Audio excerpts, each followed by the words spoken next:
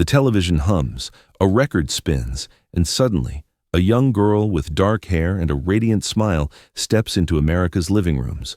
Her name is Frani Giordano, and for a brief shining moment on American Bandstand, she was impossible to ignore. She wasn't the loudest or the flashiest dancer, yet when the camera found her, the entire screen seemed to brighten. Teen magazines put her face on their covers, and fans wrote letters by the hundreds. She even danced her way to a brand new Ford convertible, sealing her place in bandstand lore. But then, just as swiftly as she appeared, Frannie faded from the screen. One season she was everywhere. The next, she was gone. How could someone who seemed destined for stardom vanish so quietly? Tonight, we retrace her journey, from the glow of the dance floor to the mystery of where life took her. Long before the bright lights of television, Frani Giordano's story began in South Philadelphia, in a neighborhood where Italian families built their lives around food, faith, and tradition.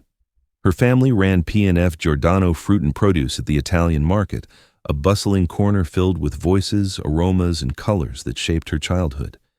It was a place of hard work and community pride, and it gave Frannie a sense of belonging that would later carry on to the dance floor. Unlike many of her peers, Frannie grew up in relative comfort.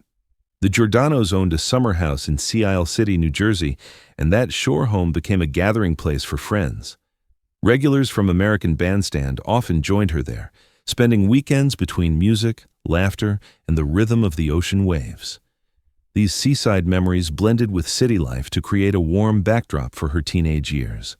Even in those early days, dance was never far from her heart.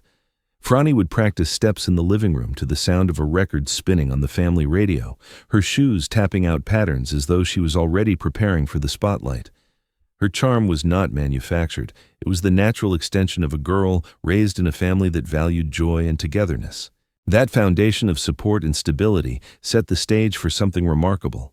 The day she would walk into Studio B and find herself at the center of a cultural phenomenon. For teenagers in Philadelphia during the late 1950s, there was one place everyone dreamed of entering: Studio B, home of American Bandstand. Word spread quickly through neighborhoods about the music, the cameras, and the chance to be seen by the entire country. For Frani Giordano, the idea was irresistible. She had grown up with music in her veins, practicing dance steps at home and imagining what it might feel like to be part of something larger than life. The first time she walked toward the studio, the energy was overwhelming. Lines of teenagers stretched down the block, the sound of rock and roll spilling out of the doors before anyone even stepped inside. The excitement was palpable, as if everyone knew they were standing on the threshold of history. When Frannie finally entered the studio, the world seemed to shift.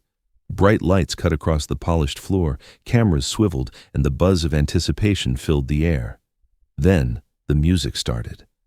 And just like that, her nerves melted into rhythm. She was no longer just another face in the crowd. She was a dancer whose joy seemed to leap through the screen.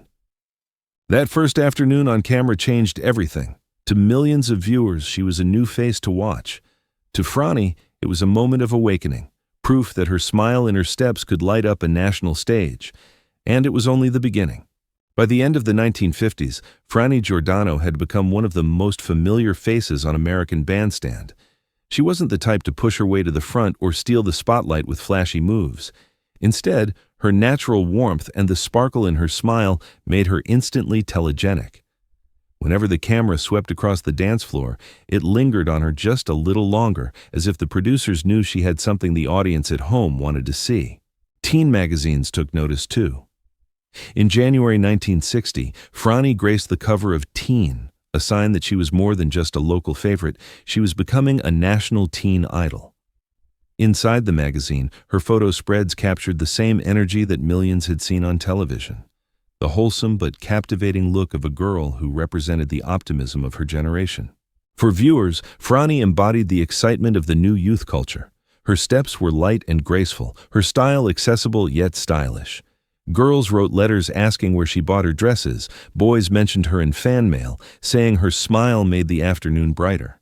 She received invitations to events, and fan clubs even circulated her name. Unlike many dancers who came and went, Frannie's presence was consistent, a steady reminder of what made Bandstand magical. She represented not only the music and the dance, but also the joy of a teenager simply being herself on live television. Her rise captured the collective imagination, but it was her next chapter, on the dance floor and behind the scenes, that would leave an even deeper mark on bandstand history. Frani Giordano's time on American Bandstand wasn't just about her individual charm, it was also about the connections she formed on and off the dance floor. Among the most memorable was her partnership with fellow dancer Mike Balara. Together, they competed in the pony dance contest, a thrilling event that had teenagers across the country glued to their televisions.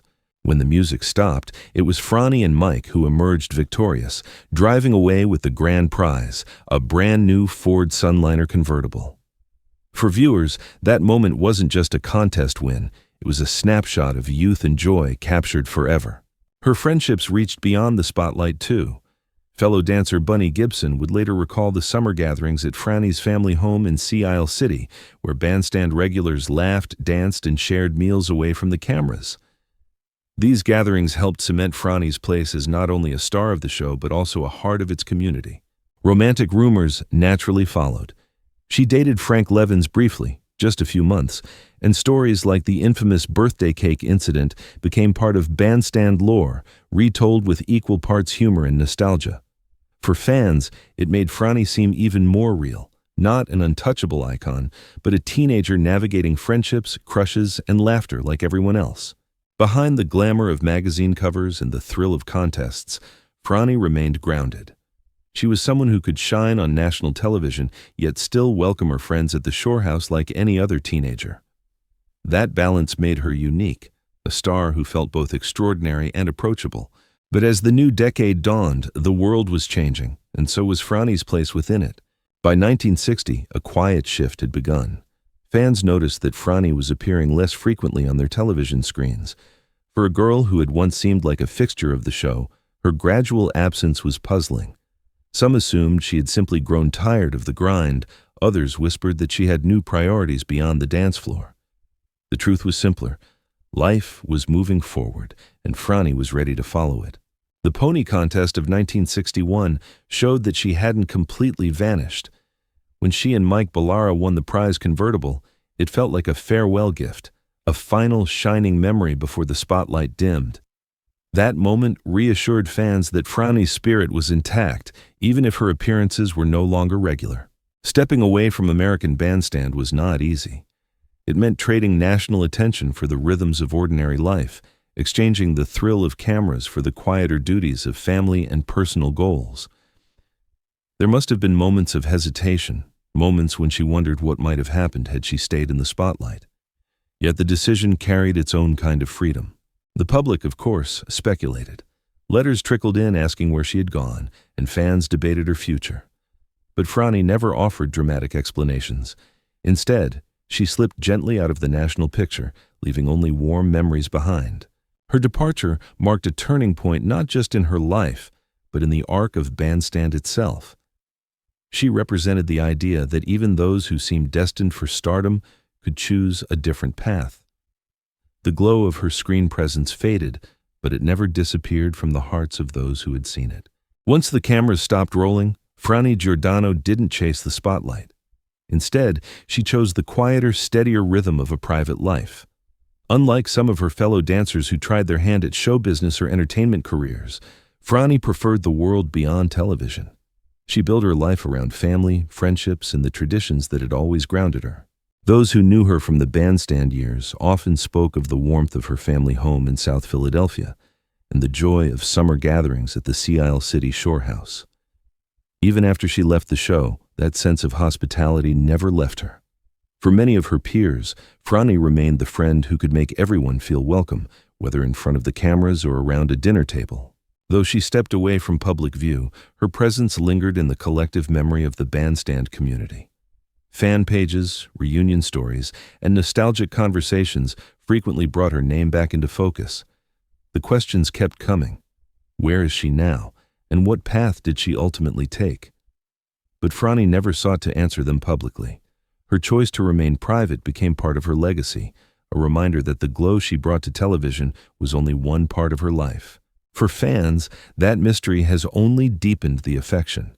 She may not appear in documentaries or interviews, but her absence is felt as strongly as her presence once was.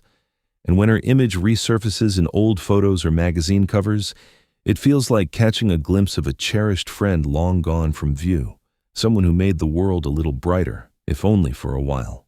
Frani Giordano's time on American Bandstand may have been brief, but it was unforgettable. She embodied what made the show a cultural landmark, the thrill of youth, the power of music, and the way a smile could unite millions of viewers. Whether it was her victory in the pony dance contest, her cover appearance on Teen magazine, or simply the joy she radiated on the dance floor, Frannie left behind a legacy larger than the sum of her appearances. Her story reminds us that not every icon seeks the spotlight forever. Sometimes, the greatest gift is the memory they leave behind, a flash of joy that lingers across decades. Were you one of the viewers who saw Frani Giordano light up the screen on those bandstand afternoons? What memories do you carry from that time? Share your story with us. We'd love to hear it.